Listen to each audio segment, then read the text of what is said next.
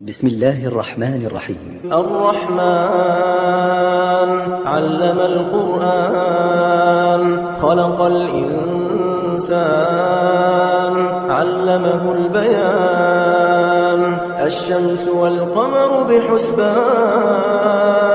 والنجم والشجر يسجدان والسماء رفعها ووضع الميزان ألا تطغوا في الميزان وأقيموا الوزن بالقسط ولا تخسروا الميزان والأرض وضعها للأنام فيها فاكهة والنخل ذات الأكمام والحب ذو العصف والريحان فبأي آلاء ربكما تكذبان خلق الإنسان من صلصال كالفخار وخلق الجان من مارج من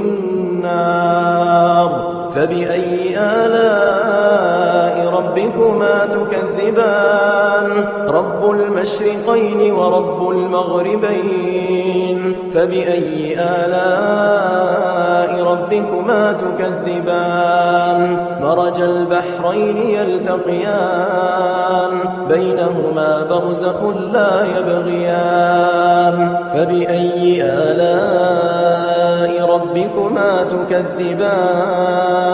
يخرج منهما اللؤلؤ والمرجان فبأي آلاء ربكما تكذبان وله الجوار المنشآت في البحر كالأعلام فبأي آلاء ربكما تكذبان كل من عليها فان ويبقى وجه ربك ذو الجلال والإكرام فبأي آلاء ربكما تكذبان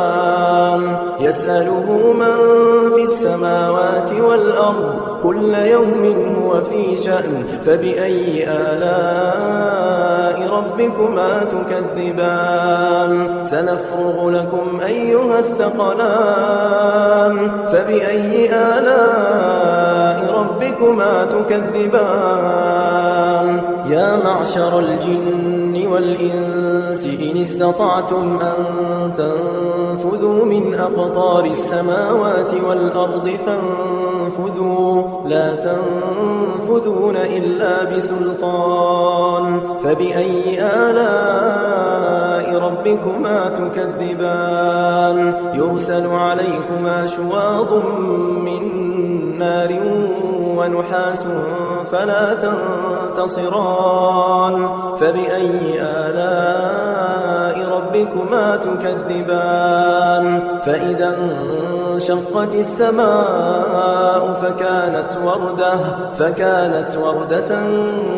كالدهان فبأي آلاء ربكما تكذبان فيومئذ لا يسأل عن ذنبه إنس ولا جان فبأي آلاء ربكما تكذبان يعرف المجرمون بسيماهم فيؤخذ بالنواصي والأقدام فبأي آلاء ربكما تكذبان هذه جهنم التي يكذب بها المجرمون يطوفون بينها وبين حميم آن فبأي آلاء ربكما تكذبان ولمن خاف مقام ربه جنتان فبأي آلاء ربكما تكذبان ذواتا أفنان فبأي آلاء ربكما تكذبان فيهما عينان تجريان فبأي آلاء ربكما تكذبان فيهما من كل فاكهة زوجان فبأي آلاء ربكما تكذبان متكئين على فرش بطائنها من استبرق وجنى الجنتين دان فبأي آلاء ربكما تكذبان فيهن قاصرات الطرف لم يطمثهن إنس قبلهم ولا جان فبأي آلاء